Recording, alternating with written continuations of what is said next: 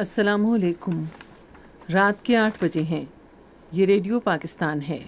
خبرنامے کے ساتھ میں ہوں عشرت ثاقب اور میں ہوں عامر ہاشمی۔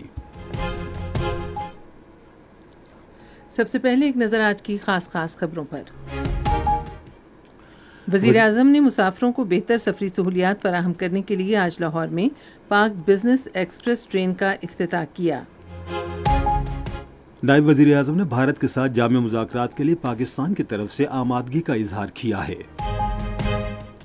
پاکستان اور چین نے چین پاکستان اقتصادی راہداری کے تحت تعاون مستحکم کرنے کے عزم کا اعادہ کیا ہے۔ پاکستان نیشنل شپنگ کارپوریشن نے جہاز رانی کے بیڑے کو وسعت دینے اور اسے جدید خطوط پر استوار کرنے کے لیے کراچی پورٹ ٹرسٹ اور پورٹ قاسم اتھارٹی کے 7 معاہدوں پر دستخط کیے ہیں۔ وزیر اعلیٰ پنجاب نے مریضوں کے لیے حفظان قلب کی سہولیات یقینی بنانے کے لیے صوبے کے ہر ضلع میں کارڈیک کیتھیٹرائزیشن لیبارٹریز قائم کرنے کا اعلان کیا ہے۔ وفاقی حکومت نے بلوچستان کے نوجوانوں کی استعداد کار بڑھانے کے لیے اسکالرشپ کی فراہمی سمیت ایک پروگرام شروع کیا ہے۔ وزیر اعلیٰ گلگت بلتستان نے متعلقہ حکام کو ہدایت کی ہے کہ سیلاب سے متاثرہ علاقوں میں بحالی کے کاموں کو تیز کیا جائے۔ پاکستان براڈ کاسٹنگ کارپوریشن کے ڈائریکٹر جنرل نے بالخصوص سوشل میڈیا پر غلط معلومات کی روک تھام پر زور دیا ہے۔ پاکستان نے ملائیشیا کے زیر اہتمام کمبوڈیا اور تھائی لینڈ کی صورتحال پر اجلاس کے کامیاب انعقاد کا خیر مقدم کیا ہے۔ کل جماعتی حریت کانفرنس نے عالمی برادری پر زور دیا ہے کہ وہ بھارت کے غیر قانونی زیر قبضہ جموں و کشمیر کے سنگین صورتحال کا نوٹس لے۔ اسرائیلی فوج نے غزہ میں مزید 62 فلسطینیوں کو شہید کر دیا ہے۔ اور پنجاب کے قدرتی آفات کے بعد کی صورتحال سے نمٹنے کے صوبائی ادارے نے کل سے چناب اور جہلم کے دریاؤں میں نچلے سے درمیانے درجے کے سیلاب کا انتباہ جاری کیا ہے۔ خبروں کی تفصیل کے لیے پہلے عامر ہاشمی۔ شکریہ عائشہ ثاقب۔ وزیر اعظم شہباز شریف نے مسافروں کو بہتر سفری سہولیات کی فراہمی کے لیے پاک بزنس ایکسپریس ٹرین کا افتتاح کیا ہے۔ تفصیل ریڈیو پاکستان کے لاہور کے نمائندے احمد کمال سے۔ وزیر اعظم محمد شہباز شریف نے کہا ہے کہ ریلوے کے پورے نظام کو جدید خطوط پر استوار کرنے کا ان کا ویژن حقیقت بن رہا ہے، کیونکہ دنیا بھر میں پبلک ٹرانسپورٹ سسٹم کے طور پر اس کا کلیدی کردار ہے۔ وزیر اعظم نے کہا ہے کہ بہتر سفری سہولیات صرف اشرافیہ کے لیے نہیں بلکہ عام لوگوں کے لیے ہیں۔ VIP روم ہے جو عام مسافروں کے لیے جو سٹنگ روم بنایا گیا، اور پھر جو ٹرین جس میں مسافروں نے سفر کرنا ہے، اس ٹرین کو جس طرح رینوویٹ کیا گیا ہے اور بالکل کاروباری اور منافع بخش طریقہ کار کے ذریعے آؤٹ سورس کیا گیا ہے۔ وزیر اعظم نے لاہور ریلوے اسٹیشن پر مسافروں کو فراہم کی جانے والی جدید ترین سہولیات کو دیکھ کر خوشی کا اظہار کرتے ہوئے کہا کہ میں نے طویل عرصے بعد اسٹیشن کا دورہ کیا ہے۔ انہوں نے کہا کہ پرانے ٹکٹنگ نظام کو جدید ڈیجیٹل نظام سے تبدیل کر دیا گیا ہے، جس سے مسافروں کو ٹکٹ بک کروانے میں آسانی ہوگی۔ شہباز شریف نے ٹرین کی اپ گریڈ شکل کی تعریف کی اور کہا کہ ریکارڈ مدت میں اس کی تزئین و آرائش کی گئی ہے۔ انہوں نے کہا کہ اس ٹرین میں بزنس کلاس کے بیٹھنے کی جگہ، کچن، ڈائننگ ہال شامل ہیں اور اسے یورپی ریلوے کی طرز پر ڈیزائن کیا گیا ہے۔ وزیر اعظم نے کہا کہ اس طرح کی اپ گریڈیشن دوسری مسافر ٹرینوں میں بتدریج کی جانی چاہیے۔ خارجہ امور پر بات کرتے ہوئے وزیر اعظم نے کہا کہ پاکستان نے بھارت کے ساتھ حالیہ تنازع میں تاریخی فتح حاصل کی ہے۔ یہ جو جنگ ہوئی 4 دن کی، انتہائی خطرناک لیکن انتہائی کم مدت میں یہ جنگ ہے جو پاکستان نے اللہ تعالیٰ کے فضل و کرم سے ہندوستان کے خلاف جیتی۔ وزیر اعظم نے لاہور ریلوے اسٹیشن پر مسافروں کے لیے دیگر سہولیات کا بھی افتتاح کیا، جن میں برقی سیڑھیوں کی تنصیب، فیملی لاؤنج اور عام انتظارگاہوں کے تنظیم و آرائش اور وائی فائی کے ذریعے انٹرنیٹ تک رسائی شامل ہیں۔ وزیر ریلوے حنیف عباسی نے اس موقع پر کہا کہ ان کی وزارت مسافر کو بہترین سفری تجربہ فراہم کرنے کے لیے پرعزم ہے۔ انہوں نے کہا کہ ابتدائی طور پر 348 اسٹیشنز پر ATM اور POS مشینیں نصب کی جائیں گی تاکہ مسافروں کو ٹکٹوں کی آن لائن خریداری کی سہولت فراہم کی جا سکے۔ وزیر اعظم شہباز شریف نے کرغزستان کے ساتھ دو طرفہ تعلقات مزید مستحکم کرنے کے عزم کا اعادہ کیا ہے۔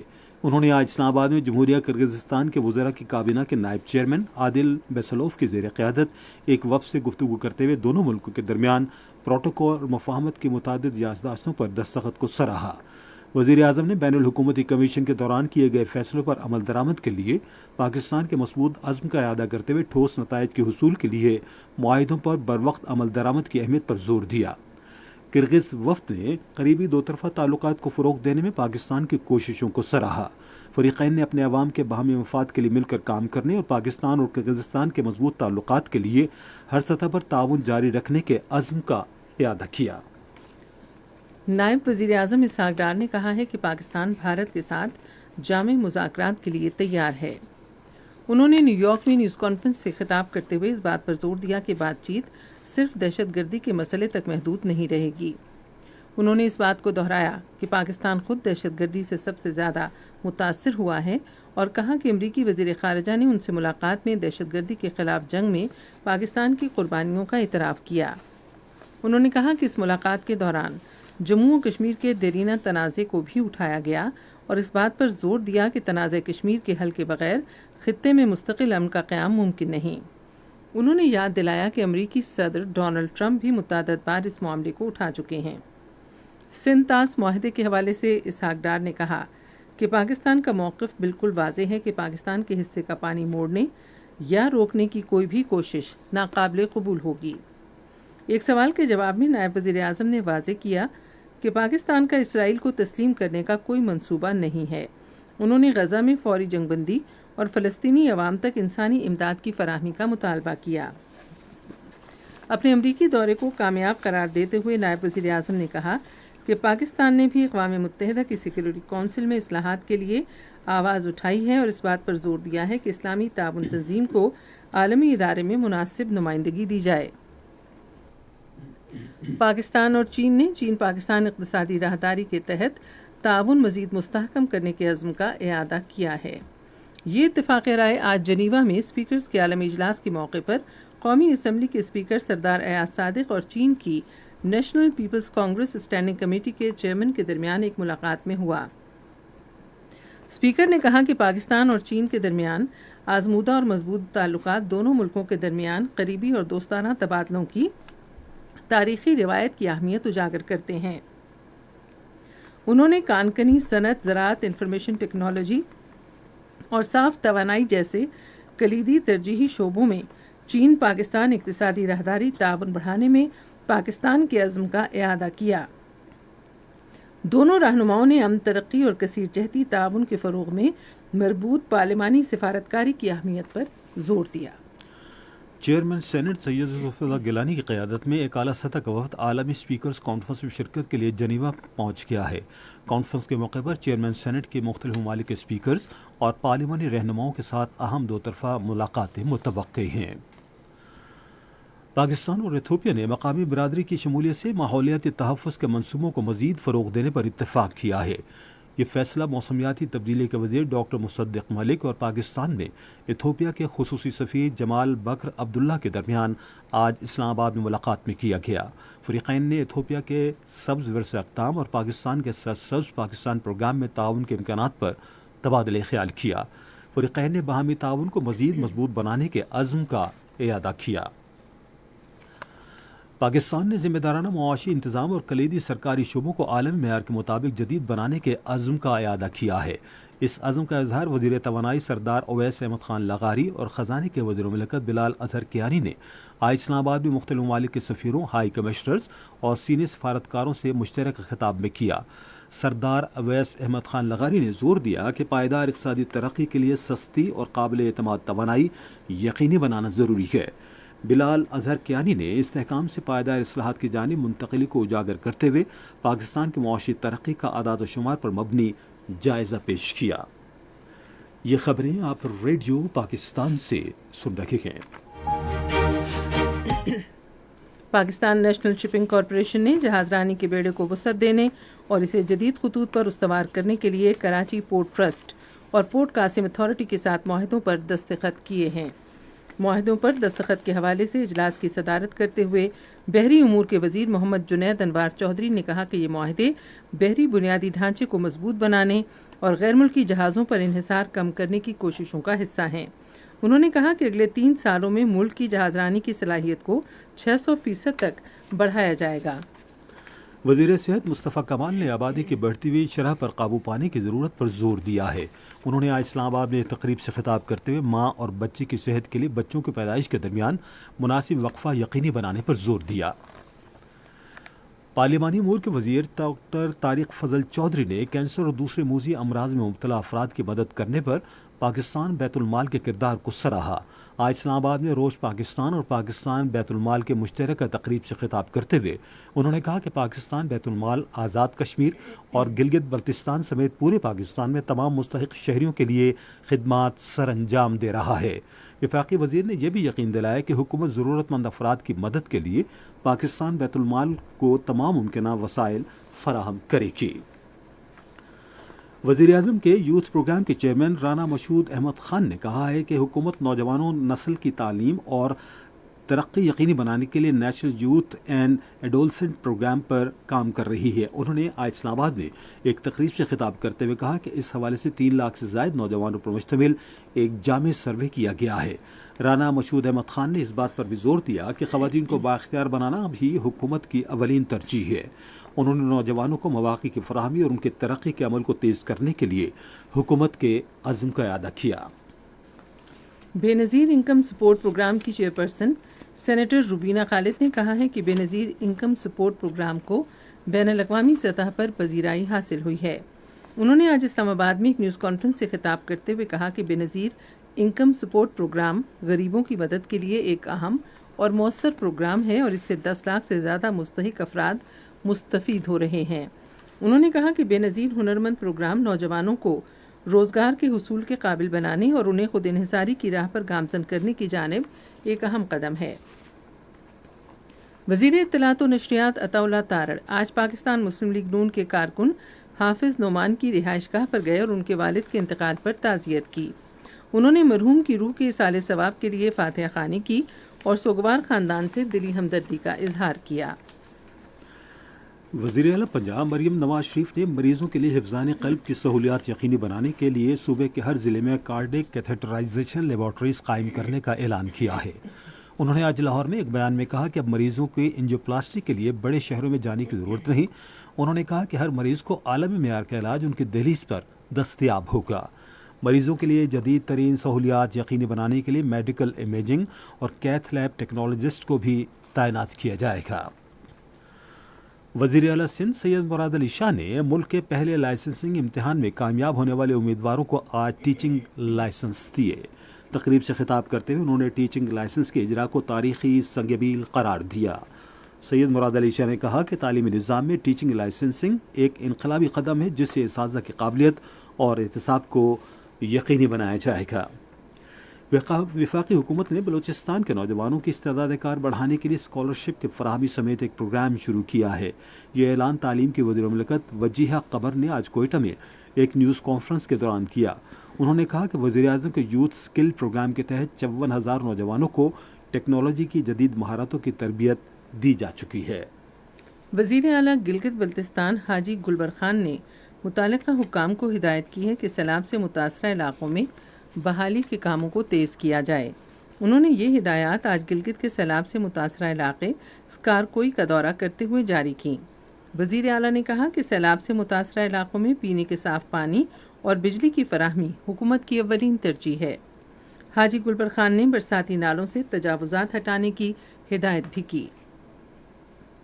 پاکستان براڈ کاسٹنگ کارپوریشن کے ڈائریکٹر جنرل سعید احمد شیخ نے خصوصاً سوشل میڈیا پلیٹ فارمز پر غلط معلومات اور پروپیگنڈے کی روک تھام کی ضرورت پر زور دیا ہے۔ وہ آج اسلام آباد میں پاکستان براڈ کاسٹنگ کارپوریشن کے افسران کے لیے بے بنیاد خبروں کے عنوان سے 4 روزہ تربیتی کورس کی اختتامی تقریب سے خطاب کر رہے تھے۔ سعید احمد شیخ نے بے بنیاد خبروں کے مختلف پہلوؤں بالخصوص حالیہ پاک بھارت کشیدگی کے تناظر میں ملک کی اس وقت کی صورتحال پر روشنی ڈالی۔ ڈائریکٹر جنرل نے بتایا کہ کس طرح غلط معلومات تیار کر کے پروپیگنڈا تیار کیا جاتا ہے اور اسے عوامی بحث کا حصہ بنایا جاتا ہے۔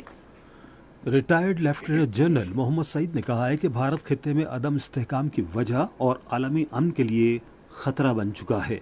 وہ ISPR سمر انٹرنشپ 2025 کے موقع پر ملک کی مختلف یونیورسٹیوں کے طلباء سے خطاب کر رہے تھے۔ محمد سعید نے کہا کہ پاکستان اپنے عملی اقدامات کے ذریعے خطے میں امن اور استحکام کا ضامن ثابت ہوا ہے۔ انہوں نے کہا کہ پاکستان گمراہ کن نظریات کے خلاف مضبوط فصیل ہے اور دنیا میں امن کا علمبردار ہے۔ انہوں نے قوم بالخصوص نوجوان نسل پر زور دیا کہ وہ پاکستان کی ترقی اور خوشحالی میں کردار ادا کریں اور کہا کہ ہماری طاقت اتحاد، ایمان اور تنظیم میں پوشیدہ ہے۔ خصوصی سرمایہ کاری سہولت کونسل کی کوششوں کی بدولت پاکستان میں گزشتہ مالی سال کے دوران غیر ملکی براہ راست سرمایہ کاری میں مجموعی طور پر 4.7% اضافہ ریکارڈ کیا گیا۔ ان اہم غیر ملکی سرمایہ کاروں میں چین، ہانگ کانگ، جنوبی کوریا، جاپان اور ترکیہ شامل ہیں۔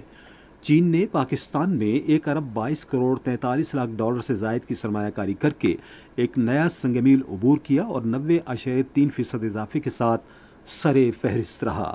ہانگ کانگ نے توانائی، بنیادی ڈھانچے اور ٹیکنالوجی کے شعبے میں 49 کروڑ 69 لاکھ ڈالر کی بڑی سرمایہ کاری کی۔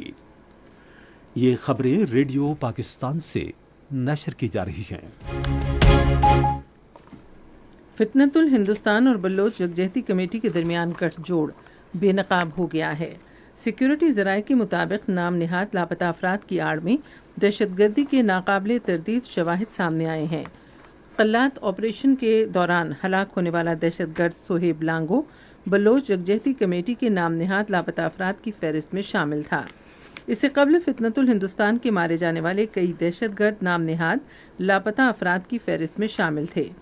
نام نہاد لاپتہ افراد وہی ہیں جو فتنت الہندوستان کے اعلی کار کے طور پر نہتے اور بے گناہ پاکستانیوں پر دہشت گردانہ حملوں میں ملوث ہیں۔ ماہرنگ لانگو اور اس کے سہولت کاروں نے کبھی بھی نہتے اور معصوم پاکستانیوں پر فتنت الہندوستان کے دہشت گردانہ حملوں کی مذمت نہیں کی۔ مصدقہ شواہد سے صاف ظاہر ہوتا ہے کہ بلوچ یکجہتی کمیٹی دراصل فتنت الہندوستان کی پراکسی ہے۔ بلوچ یکجہتی کمیٹی کے احتجاج میں نقاب پوش افراد دراصل دہشت گردوں کے اعلی کار اور سہولت کار ہیں۔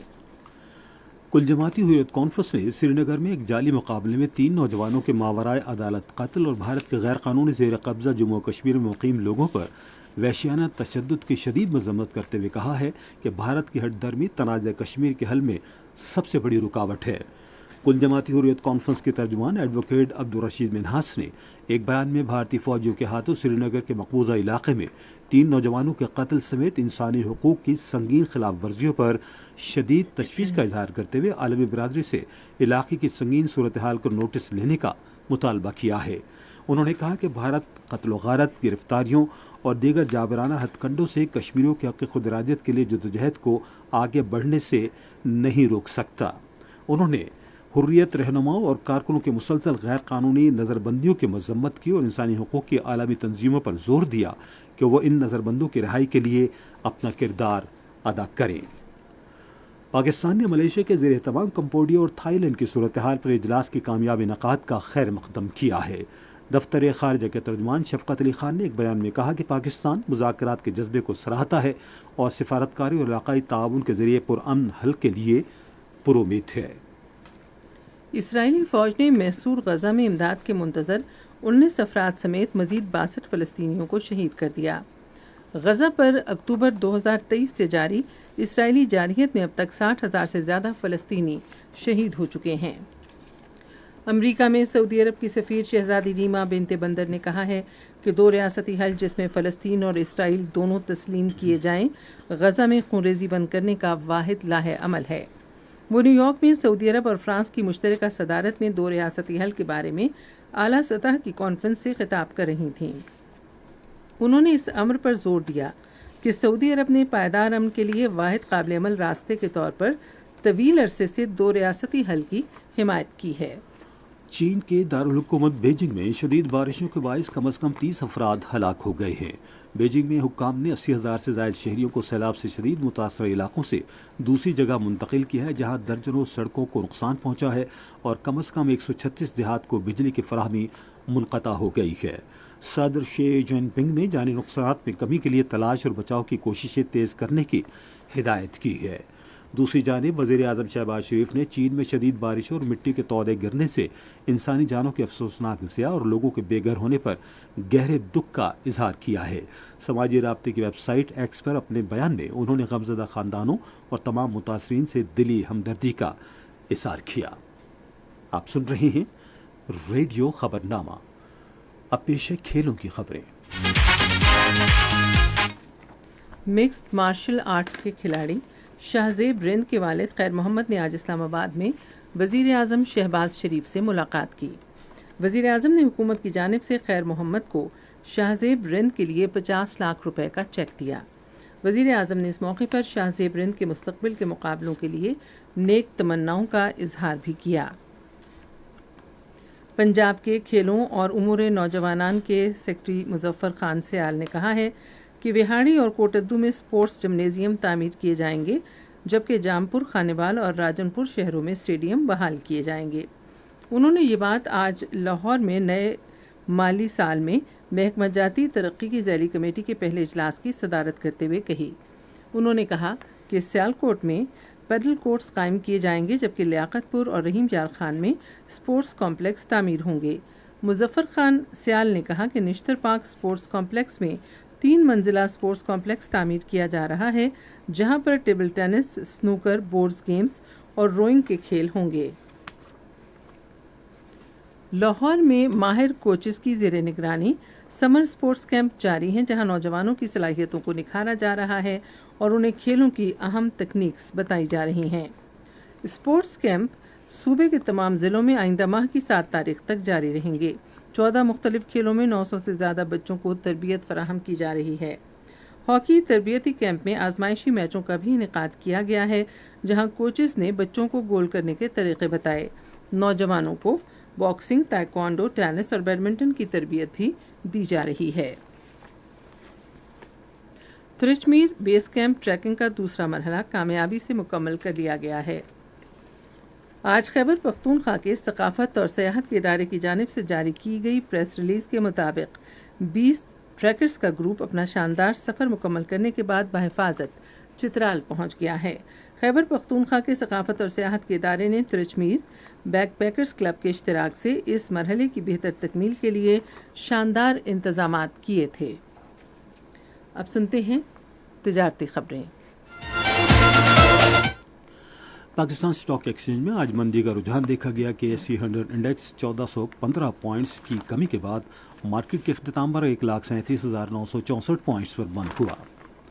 مجموعی تجارتی حجم 606 بلین سے زائد حصے سے ریکارڈ کیا گیا، جبکہ کل 589 بلین سے زائد حصے کا لین دین ہوا تھا. نیشنل بینک کے اعلان کے مطابق روپے اور دیگر غیر ملکی کرنسیوں کے درمیان شرح تبادلہ یہ رہی.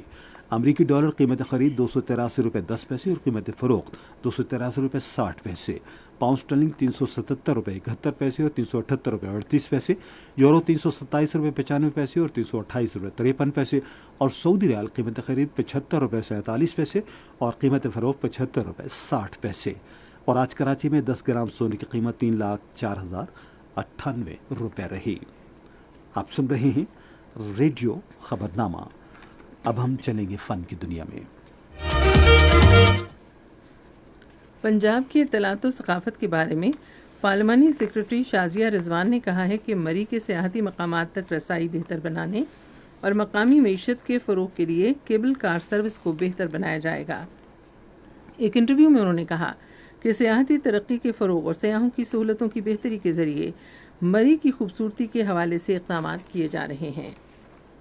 Pakistan national council of arts یوم آزادی کی تقریبات کے سلسلے میں نوجوانوں کے لیے ثقافتی مقابلوں کی جامع سیریز کا انعقاد کرے گی. ان مقابلوں کا مقصد تخلیقی عمل کی حوصلہ افزائی کرنا، جذبہ حب الوطنی کا فروغ اور طلباء کو قومی وقار کے بامقصد فنکارانہ اظہار میں مصروف کرنا ہے. ماہ اگست میں ہونے والے فن، ڈرامے، موسیقی اور پوسٹر سازی کے مقابلوں میں اسکولوں، کالجوں اور یونیورسٹیوں کے طلباء حصہ لیں گے. قومی یوتھ آرٹ نمائش اور مقابلے میں کالجوں اور یونیورسٹیوں کے 16 سے 25 سال تک کے طلباء کو دعوت دی گئی ہے. ممتاز گلوکار علی سیٹھی محبت کی زبان کے عنوان سے اپنی پہلی اسٹوڈیو البم جمعے کو ریلیز کریں گے. 2 گانوں مایا اور 13 ستم کے ساتھ موسیقاروں نے اپنے شائقین کے لیے البم ریلیز کرنے کی تیاریاں مکمل کر لی ہیں. علی سیٹھی نے انسٹاگرام پر بتایا کہ نئی البم پہلے سے ریلیز ہوئے گانوں مایا اور 13 ستم سمیت کل 16 گانوں پر مشتمل ہوگی. اب چلتے ہیں سائنس کی دنیا میں.